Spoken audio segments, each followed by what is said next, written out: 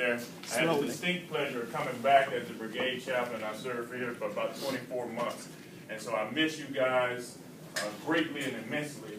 I'm over now doing rear detachment for 3CR, so we're not going to talk about them, but I would prefer to be back here in the air cab. Thank you to the Tag Commander and the Sergeant Major. Most of you guys don't know Sergeant Major is my homeboy, LSU. We're LSU fans, and we're Oregon. You don't like that? And we're having a tough year this year, so we're doing a lot of prayer and counseling, right? I'm going to tell you, because I know your time is valuable. I'm going to tell you like Elizabeth Taylor told her 5th, 6th, and 7th husband. Don't get comfortable. I won't be here long. Okay? Any of you guys know what the two shepherds, you know, shepherds like chaplains, anybody know what the two shepherds told the flock? No? Let's get the flock up out here. You guys are horrible. Those are some of my best jokes, right? Okay, I've been in the Army for about 25 years. As she told you, I spent a lot of time in field artillery, and now I'm probably in my 15th year as a chaplain. And I've got some valuable lessons that I want to share with you, and I hope you embrace some of those lessons. You know, I've counseled a lot of people as a chaplain. And some of the first things, and some of the last things, and some of all the things that we talk about, I always ask them, who are you, and what is your obligation? Who are you, and what is your obligation? So that's what I really want to talk to you about today. Who are you at your essence? Who are you at your core being? You know, from the time you wake up, from the time you go to bed, you're listening to your MP3s, your iPods, your iPads, videos, people inundating you with their ideas of what life is supposed to be like. But who are you when you look in the mirror? Who are you when there's nobody around to say, at ease, or to salute you when you're walking down the corridor? You know, how do you really see yourself? Are you really where you want to be in life? Are you fulfilling your purpose, your destiny? Are you going in the direction that you promised yourself that you would be when you joined this organization? You said you came to this organization. You made a promise to yourself that you were going to be better than you were when you came here. I'm asking you these questions because I had to ask myself those questions as a young private. I had just received my second Article 15. I know I wasn't always a chaplain, right? I had just received my second Article 15, and I was outside painting rocks, waxing floors in the Sergeant Major's office, and I started to ask myself the question. Before then, I kept saying, I hate the Army. I hate the Army. I don't like how they do business, so on and so forth. But after I received my second Article 15, when I was waxing the Sergeant Major's office, he showed me a quote. It was by Theodore Roosevelt. You know, and that quote, I won't quote it by verbatim, but he said, you know, it's about the man who's in the arena. It's about the man who's marred with sweat and blood, who's fighting every day for his life and his purpose. And he said, Shabazz, you're not doing that. He said, eventually we're going to send you to the house because you're going to be a disappointment to yourself and your family. He said, guys like you never get it.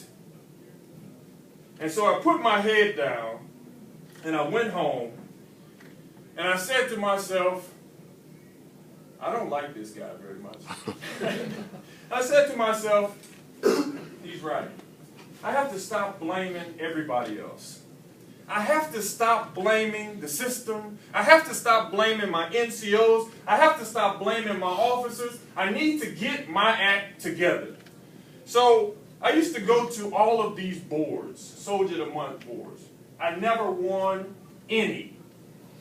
No, I didn't. My friends used to call me not an overachiever, but an underachiever. I was under-defeated because I never won any of the boards. But I felt so good about myself just giving some type of effort.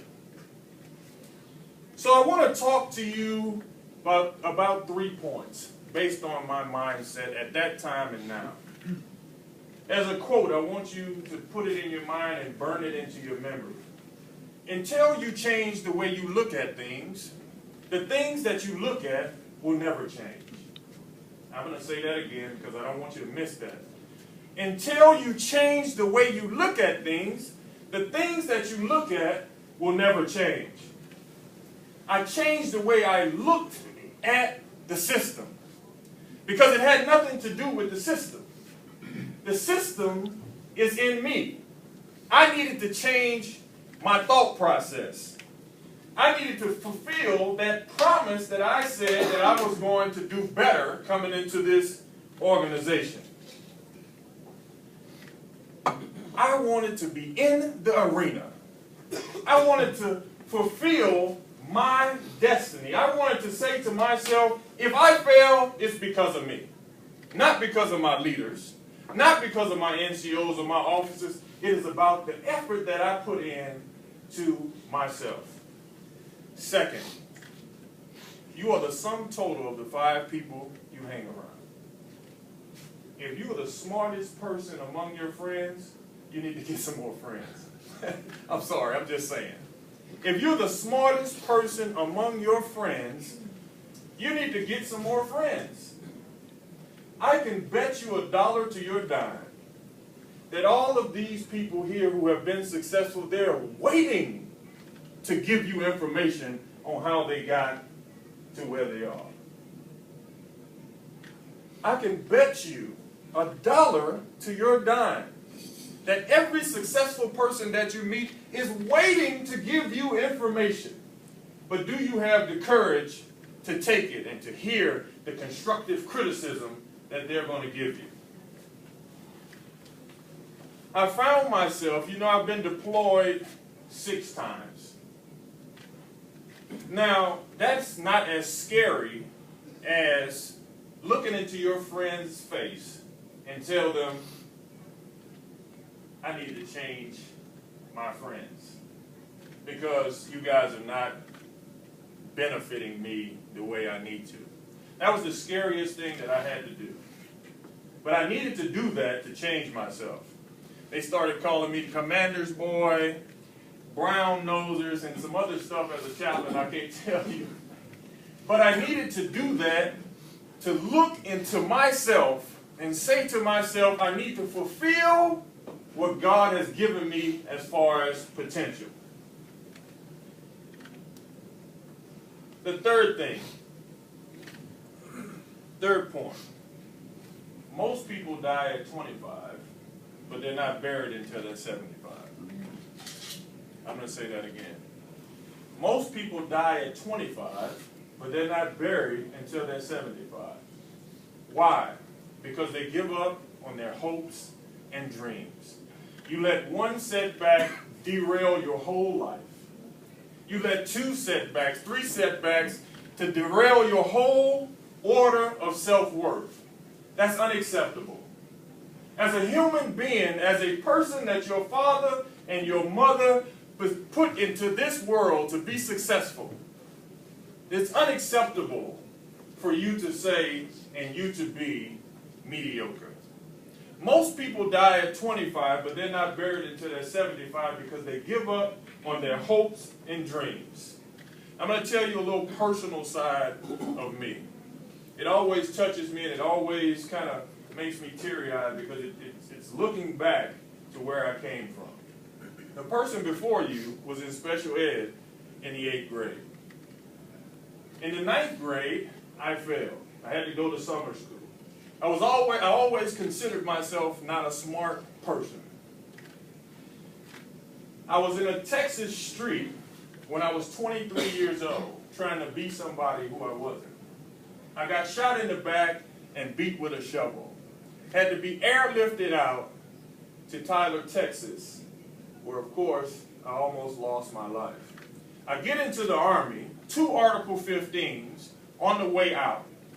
But it was the mindset that said, okay, I did all of the bad stuff. Let me find out how to do and be what I'm supposed to be.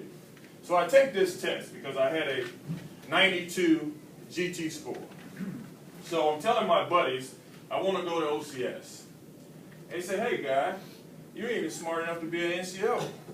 You're not even smart enough to be the E5 that you are. How are you going to be an officer? I said, I don't know, but I'm going to try. So I go in to take the ASVAB test, and I failed it 3 times. On the 4th time, I made the 110.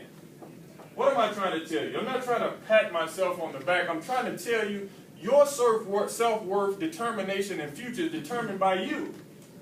Not your friends, not your leaders. It's determined by you. Lastly, I want to end with the questions I started off with. As you leave here, I want you to ask yourself some questions. Who are you, and what is your obligation? How do you see yourself? Who do you really want to be, and what are you willing to sacrifice to achieve that goal? Are you going in the direction that you promised yourself that you would? You said you joined this organization to make yourself better. Have you? And as I leave you, I got to tell you a story because it's very important. You know, we went to Taji for 15 months. The only thing I had to do to relieve stress was play basketball. Okay, so I'm playing basketball. We're in the championship game. And I go up for a layup. And this guy hammers me. And I'm on the floor, and he says, Chaplain, what are you going to do? Pray for me? So I'm looking to the heavens, and I'm asking God for an answer. No answer came. And the young man, about 3 plays later, had the basketball. And he was coming to the hole. And then the answer came. He came to the hole, and I slammed him on the ground. And I said, God bless you so much. Thank you, God.